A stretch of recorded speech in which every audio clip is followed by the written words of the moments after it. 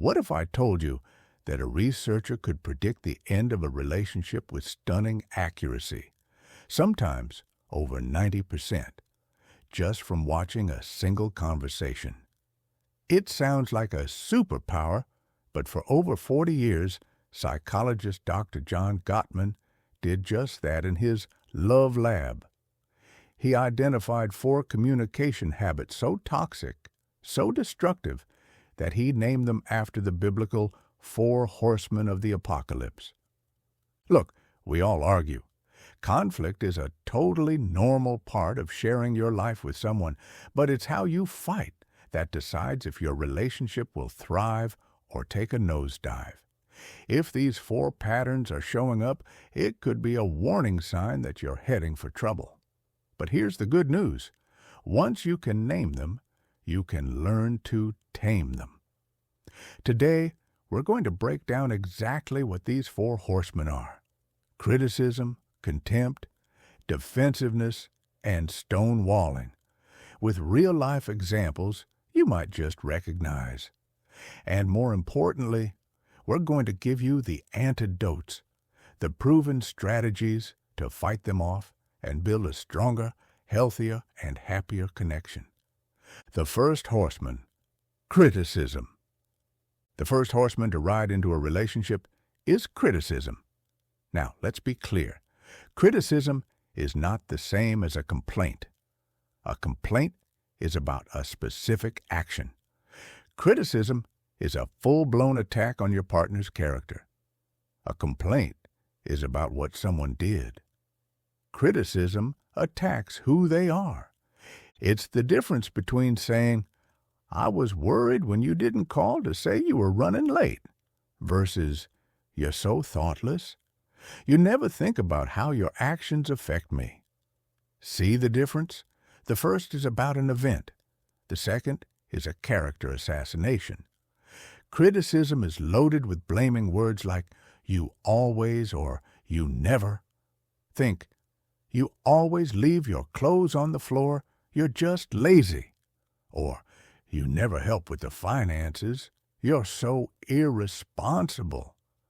When you criticize your partner, you're doing more than just venting frustration.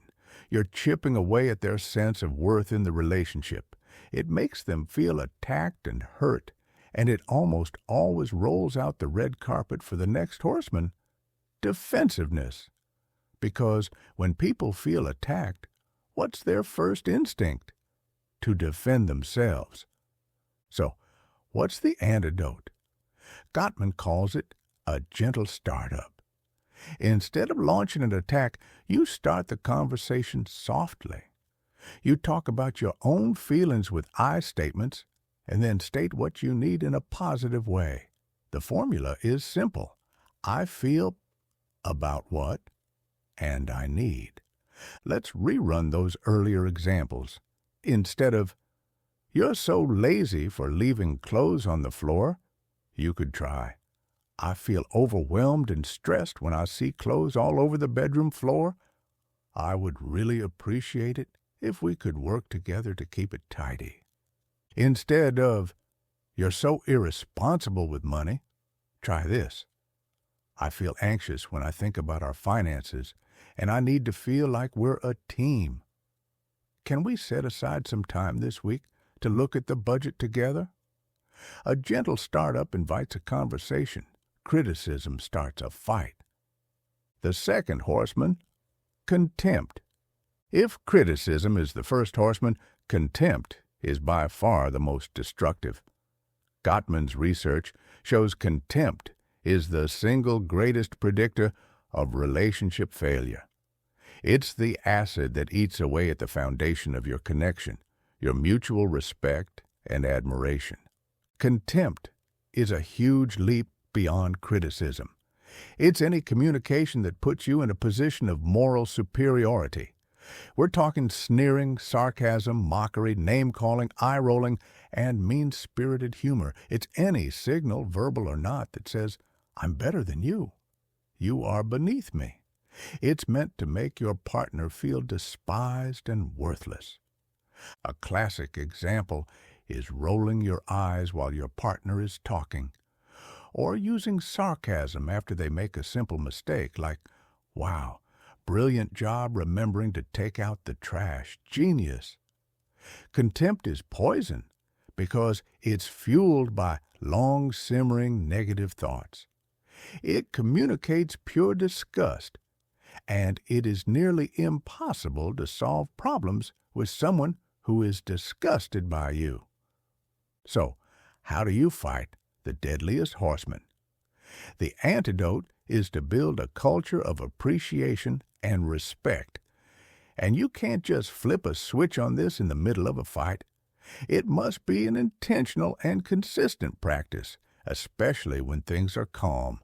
This means actively scanning for the good in your partner and actually saying it out loud. Remind yourself of their positive qualities, what Gottman calls small things often. Expressing appreciation, affection, and respect builds up a massive emotional bank account, creating a positive perspective that acts as a buffer when conflicts do arise. This is where the famous magic ratio comes in. For every one negative interaction during conflict, a stable and happy relationship has at least 5 positive ones. These can be tiny things: a thank you, a compliment, a shared laugh, a supportive touch. When you actively nurture fondness and admiration, contempt can't find any soil to grow in. Instead of looking for your partner's mistakes, you start looking for what they're doing right. It's a total shift in perspective that can pull a relationship back from the brink. All right, we're halfway through the 4 horsemen. Let's take a second to pause and reflect. Do you recognize a little criticism or contempt in your own communication? It can be tough to look at, but recognizing the problem is the first step in fixing it. If you're finding this helpful and want more tips on building better relationships, hit that subscribe button and ring the notification bell so you don't miss what's next. The 3rd horseman, defensiveness. Right on the heels of criticism and contempt, the 3rd horseman, defensiveness, almost always shows up for the party. And let's be honest, we've all done it. Defensiveness is a natural response to feeling attacked. But while it feels like self-protection, it's actually incredibly destructive. Defensiveness is really just a way of blaming your partner. The message is, the problem isn't me, it's you. Defensiveness comes in a few flavors: making excuses, launching a counterattack, or playing the innocent victim. For instance, say one partner uses a perfect, gentle startup. "I was sad you missed the family dinner last night." A defensive response is, "Well, it wasn't my fault. I had that huge deadline, and you know how stressed I've been. You should have reminded me." See how that flips the blame? Then there's the counterattack. A complaint like, "You didn't help clean the kitchen after dinner," is met with, "Oh yeah? Well, I wouldn't be so tired if I didn't have to be the one who mows the lawn every single weekend." Instead of talking about the messy kitchen, the issue gets buried under a totally different complaint. The problem with defensiveness is that it completely invalidates your partner's feelings. It's a conversational dead end because you're refusing to see your part in the problem. It just escalates the conflict, and the original issue is never, ever resolved. The antidote is a tough one, but it's a game changer. Take responsibility. This doesn't mean you have to agree with every part of your partner's complaint. It just means you have to accept responsibility for at least some part of the conflict. So, in that missed dinner example, a non-defensive response sounds more like this: "You're right. I'm so sorry I missed it. I got completely buried at work and totally lost track of time. I should have set a reminder or at least texted you. Even if you think a complaint is unfair, you can almost always find a kernel of truth to own. You can say, I understand why you feel that way, or I can see my part in this. Taking even a little responsibility is disarming. It tells your partner they've been heard, brings the tension way down, and lets you move toward a solution as a team. The fourth horseman, stonewalling. The fourth and final horseman is stonewalling. This is when one partner just completely withdraws from the interaction.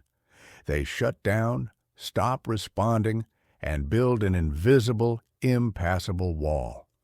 This isn't just taking a quick breather, it's a complete disengagement from the conversation and, by extension, the relationship. Stonewalling can look like the silent treatment, giving one-word answers, abruptly changing the subject, or just physically leaving the room without a word. Whether it's intentional or not, the message is one of total disconnection. The stonewaller has emotionally checked out. Gottman's research found that stonewalling is usually a response to feeling flooded, a state of physiological and emotional overwhelm. Your heart rate spikes, stress hormones are pumping, and your ability to think rationally just plummets.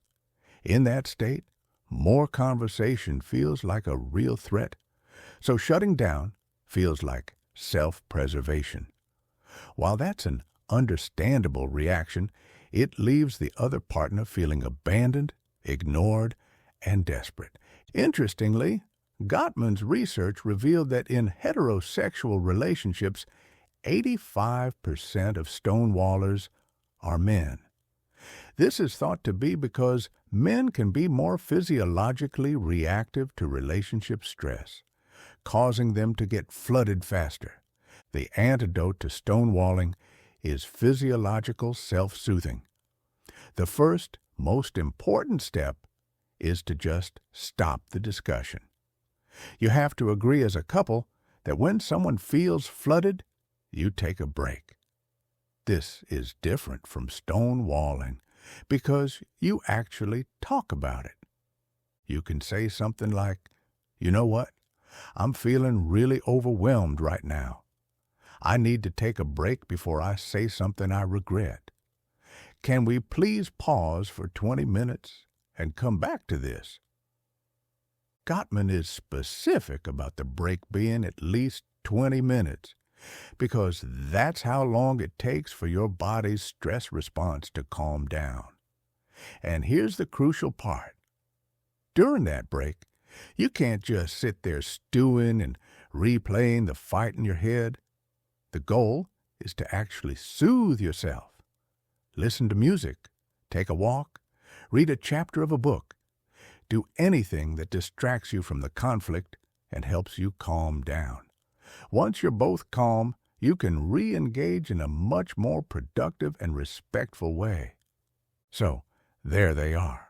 The four horsemen of the relationship apocalypse: criticism, attacking your partner's character; contempt, communicating disgust and superiority; defensiveness, turning blame and avoiding responsibility; and stonewalling, shutting down and closing off all communication.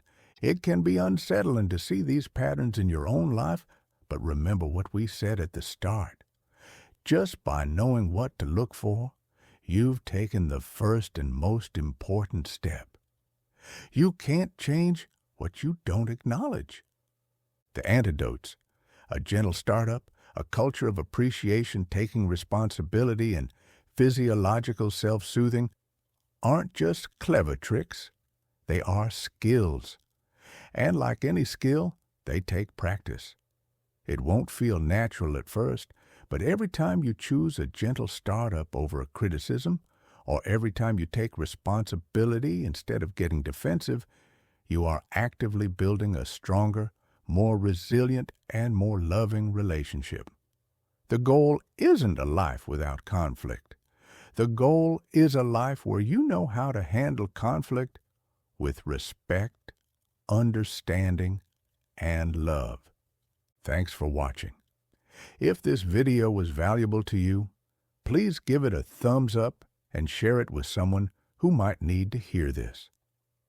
Let us know in the comments which one of these antidotes you're going to try to practice first. We'll see you in the next one.